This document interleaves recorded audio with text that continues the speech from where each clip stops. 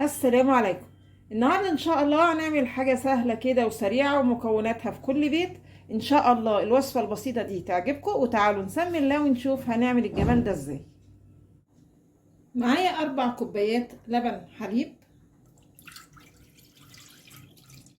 وهنحليهم بالسكر.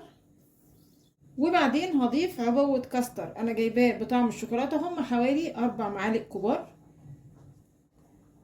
هضيفهم للبن.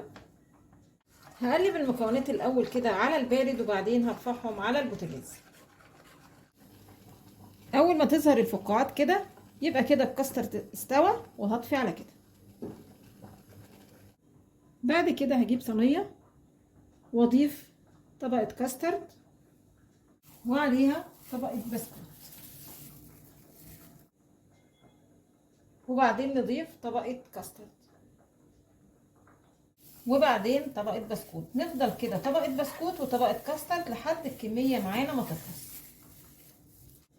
خلاص كده. وبعدين هزوق الوش بشويه بسكوت كده طحنته ناعم.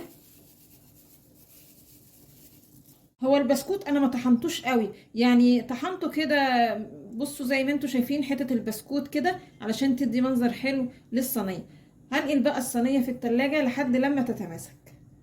وصفتنا خلاص كده خلصت. تعالوا بقى نشوف ايه الاخبار. ده الشكل النهائي. بص من جوه شكلها حلو قوي، وكمان نوع الكاستر اللي مستخدمينه طعمه حلو قوي. هو بكذا طعم يعني، بس انا جايبه طعم الشوكولاته. يا رب النهارده الفيديو البسيط ده يكون عجبكم، وانتظرونا ان شاء الله بفيديو جديد، وما تنسوش الاشتراك في القناه.